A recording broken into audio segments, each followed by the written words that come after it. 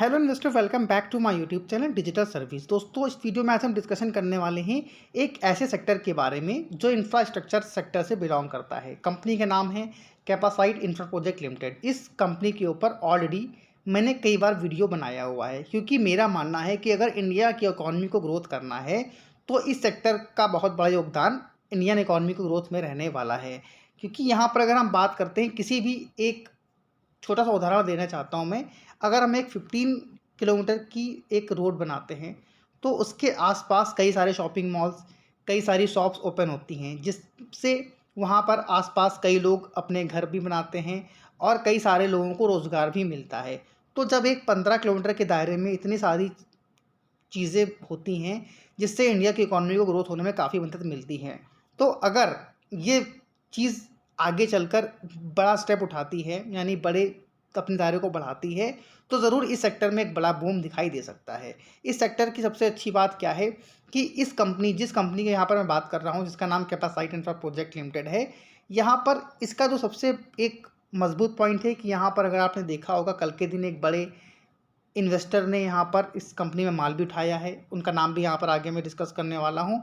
और उसके साथ ही साथ इस कंपनी की बात करें तो इसकी जो वैल्यूशन ना, एक फेयर वैल्यू पर स्टॉक ट्रेड होता हुआ हमको दिखाई दे रहा है। कंपनी के बारे में अगर हम देखें तो Capacite infra project limited primary engaged है in the EPC business and provides turnkey solution for housing, high rises, super high rises, speciality buildings and urban infrastructure. The company offers these services to leading real estate and government bodies in India। यानी जैसा कि मैंने बताया, अगर आपको short में बताएं तो रियल इस्टेट के अंदर कंपनी हमको काम करते ही नज़र आ रही है। कंपनी के कुछ और भी मेजर फैक्टर हैं जहां पर इनका अगर देखें तो एक जो बेसिकली इनका जो मजबूत एक स्ट्रॉन्ग मुझे नज़र आया है, वो इनका जो मिक्स्ड यूजेस था, जो 2018 में हमको ना के बराबर दिखाई देता था। यहाँ पर डेटा अगर आप यहाँ पर अगर आप डेटा देख रहे हैं, थोड़ा सा एक मिनट, थोड़ा सा अगर आप यहाँ पर देख रहे हैं, इनका सबसे नीचे में देख रहे हैं आप, इनका जो FY22 में जो रेवेन्यू आया है, रेवेन्यू स्प्लिट जो हुआ है 55% का आया है, जो कि FY18 में सबसे बॉटम में ये लाइन नीचे देखिए, आप देख सकते हैं, ना के बराबर था। कुछ भी यहाँ पर हमको रेवेन्यू जनरेट होता हुआ नज़र नहीं आ रहा था, लेकिन FY22 में 55% का रेवेन्यू हमको दिखाई दिया है। लेकिन यहाँ पर जो इनका रेजिडेंशियल वेंचर से जो भी रेवेन्यू आता था, जो कि FY18 में अगर आप देखें तो 85% का था, जो कि FY22 में 28% का यहाँ पर हमको दिखाई दे रहा है। और इसके अलावा इंस्टीट्यूशनल कॉमर्शियल में अगर देखें तो 17% का रेवेन्यू दिखाई दिया है, जो कि 15% का हमको दिखाई देता था FY18 में।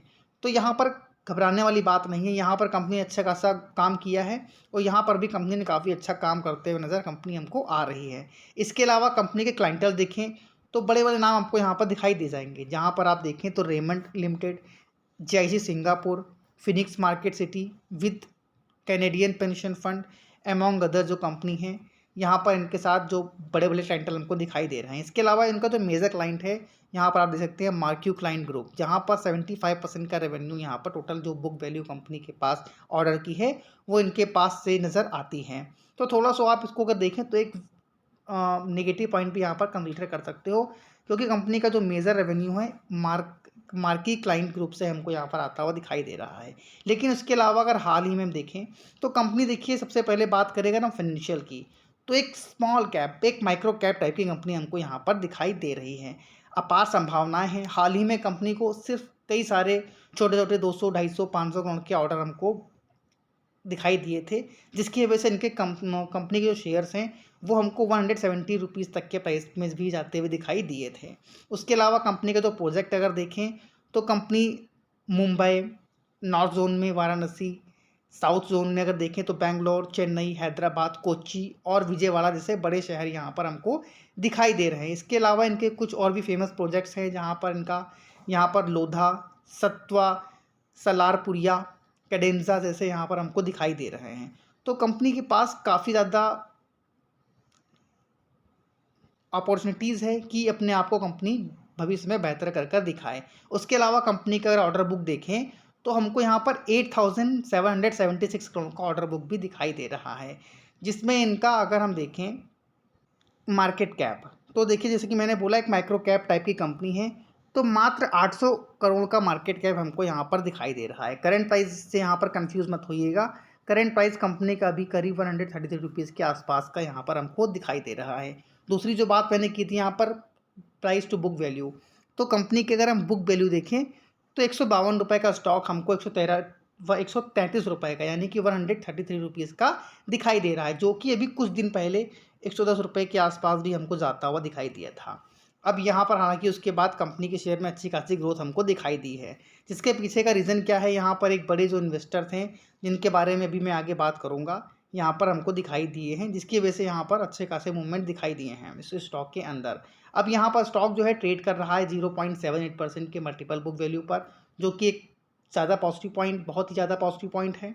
और कंपनी के कुछ कॉन्स भी हैं जो यहाँ पर आप जाकर स्टडी ज़रूर कर लीजिएगा।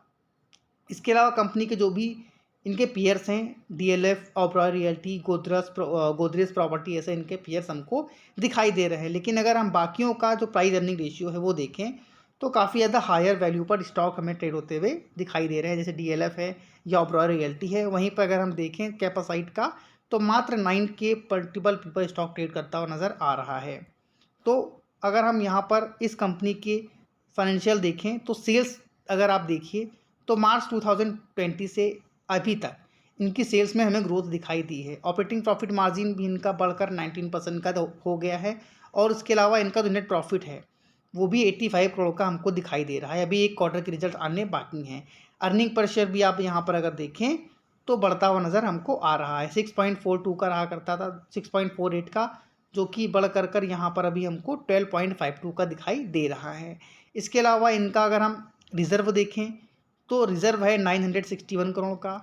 कंपनी के पास टोटल बोरिंग क्या है, 403 करोड़ की बोरिंग है इनके पास। और यहाँ पर इनके अगर एसेट्स देखें तो एसेट्स भी कंपनी के लगातार बेसिस पर हमको बढ़ते हुए नज़र आ रहे हैं। 2570 के एसेट्स यहाँ पर हमको दिखाई दिए हैं। उसके अलावा इनका नेट कैश फ्लो भी हमको पॉजिटिव में दिखाई दे रहा है। अब यहाँ पर प्रमोटर के पास अगर 38% की होल्डिंग है, FIS के पास 6% की होल्डिंग है, DIS के पास 11% की होल्डिंग है, और जो मेजर स्टॉक हैं वो पब्लिक के पास हमको दिखाई दे रहे हैं। अब यहाँ पर अब वीडियो में आगे बढ़ने से पहले अगर हम देखें तो 9 मंथ्स पहले हमारा एक वीडियो आया था न्यूलैंड लेबोरेटरीज के ऊपर, जहाँ पर आप देख सकते हैं मैंने बताया था अगर शेयर चला तो बहुत पैसा बनेगा, रिस्क बहुत कम है। विजय केडिया फेवरेट, तो विजय केडिया जी एक बहुत बड़े इन्वेस्टर हैं, इस कंपनी के अंदर काफ़ी अच्छी हिस्सेदारी उठाई है। और 9 मंथ की बात, अगर 9 मंथ की बात करें तो जब हमारा फर्स्ट वीडियो आया था इस स्टॉक के ऊपर तो स्टॉक ट्रेड कर रहा था 1050 रुपीज़ के प्राइस के ऊपर। और यहाँ पर अगर हम अभी देखें तो स्टॉक कितना ट्रेड कर रहा है 2070 रुपीज़ पर। यानी कि अगर उस वक्त आपने हमारा वीडियो जिन लोगों ने भी देखा होगा और यहाँ पर उन लोगों ने स्टॉक को स्टडी करी, इस स्टॉक पर स्टडी करा होगा और इस स्टॉक को लिया होगा, तो ऑलमोस्ट 97% के रिटर्न यहाँ पर उन लोगों को अभी तक बनते हुए नज़र आ रहे होंगे। तो हमेशा से मेरी कोशिश रहती है कि उन स्टॉक्स के बारे में बात करूँ जो भले ही स्मॉल कैप हैं, लेकिन उनके अंदर बहुत ज़्यादा पोटेंशियल है कि स्टॉक के जो प्राइजेस है, कंपनी की जो ग्रोथ है वो आने वाले समय में बढ़ेगी, जिसकी वजह से कंपनी के शेयर्स में भी हमको ग्रोथ दिखाई दे सकती है। तो यहाँ पर एक बहुत बड़ा रिटर्न यहाँ पर लोगों को मिल चुका है। तो जिन लोगों ने स्टॉक को उस वक्त लिया होगा तो चाहो तो यहाँ पर प्रॉफिट भी बुक कर सकते हो। अब यहाँ पर मैंने जो बात करी थी अभी कि Q4 आने से पहले जो Q4 के नंबर्स के रिजल्ट स्टार्ट हो चुके हैं, हालांकि कैपेसाइट का रिजल्ट नहीं आया। यहाँ पर एक बड़े जो इन्वेस्टर हैं मिस्टर मुकुल अग्रवाल जी, उन्होंने यहाँ पर 1.91% की हिस्सेदारी उठाई है यहाँ पर इस कंपनी के अंदर। तो मेरा इस वीडियो को इन जो ये बड़े इन्वेस्टर हैं इसको जब इन्होंने बाय किया उसके बाद वीडियो नहीं बना रहा हूँ। मेरे इस स्टॉक पर ऑलरेडी पहले से ही 3-4 वीडियो पड़े होंगे। जो लोग मुझसे पुराने जुड़े हैं वो सब इस बात को अच्छी तरह जानते होंगे। तो ज़रूर अगर आपको इस कंपनी के ऊपर भरोसा है तो ज़रूर चाहो तो आप इस कंपनी को स्टडी यहाँ पर कर सकते हो। अभी आपने देखा तो 133 रुपीज़ 40 पैसे पर स्टॉक ट्रेड कर रहा है। मेरा मानना है कि आने वाले समय में ये स्टॉक हमको अच्छे खासे रिटर्न बनाकर दे सकता है।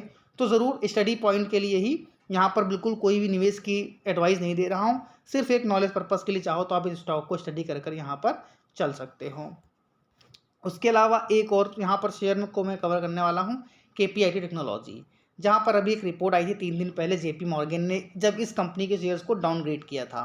और यहाँ पर इन्होंने करीब करीब 44% यहाँ पर स्टॉक को डाउन हो मतलब यहाँ पर जो भी स्टॉक का प्राइस है अगर आप देखें तो 940 के आसपास अभी ऑल टाइम हाई इसका लगता नजर आया था, और यहाँ से 44% की डाउन यहाँ पर स्टॉक में बता रहे हैं कि ये स्टॉक इतना नीचे जा सकता है। तो अगर इस स्टॉक में देखिए और यहाँ पर जो इनके रीजंस बताए हैं कि जिस तरह के नंबर्स कंपनी ने अभी दिखाए हैं पिछले पास्ट में, इनको आशंका है कि आने वाले क्वार्टर्स में कंपनी के जो नंबर्स हैं उसमें हमको डाउनफॉल दिखाई दे सकता है। उसके अलावा जो कंपनी का मेजर एक बिजनेस है जो हम इसको एक पॉजिटिव पॉइंट मानते हैं कि कंपनी किससे बिलोंग करती है, एक इलेक्ट्रिक व्हीकल के अंदर कंपनी काम करती नज़र आ रही है, जिसके अंदर आपका टाटा एलेक्सी भी कंपनी काम कर रही है। तो इसको जो हमने पॉजिटिव कंसीडर किया था, जेपी मॉर्गन की रिपोर्ट में भी बताया जा रहा है कि ये इसके लिए नेगेटिव साबित हो सकता है, लेकिन मेरा मानना है कि फ्यूचर में कंपनी काफ़ी अच्छा ग्रोथ कर सकती है। तो अगर आज की बात करें तो आज स्टॉक में करीब हमको 2.5% की गिरावट दिखाई दी है और स्टॉक अभी 795 रुपीज़ के आसपास ट्रेड करता हुआ नज़र आ रहा है। तो अगर आपका व्यू लॉन्ग टर्म का है तो आपको इस स्टॉक पर फोकस बनाकर रखना है, डरना बिल्कुल नहीं है। अगर ये स्टॉक में किसी भी तरह गिरावट होती है और स्टॉक आपको 600 रुपीज़ के आसपास जाता हुआ दिखाई दे तो ज़रूर आप इस स्टॉक को बाय कर चल सकते हैं फॉर द लॉन्ग टर्म। ये कोई भी इन्वेस्टमेंट एडवाइस नहीं है, सिर्फ स्टडी पर्पस के लिए मैं कह रहा हूँ। आप चाहो तो इस स्टॉक पर भी फोकस बनाकर यहाँ पर रख सकते हो। तो इसी तरह की क्वालिटी कंटेंट को भविष्य में पाने के लिए चैनल को अभी तक सब्सक्राइब नहीं किया है तो चैनल को सब्सक्राइब कर लें और वीडियो को लाइक करना और दोस्तों के साथ शेयर करना बिल्कुल ना भूलें। Thank you for watching this video. जय हिंद, जय भारत।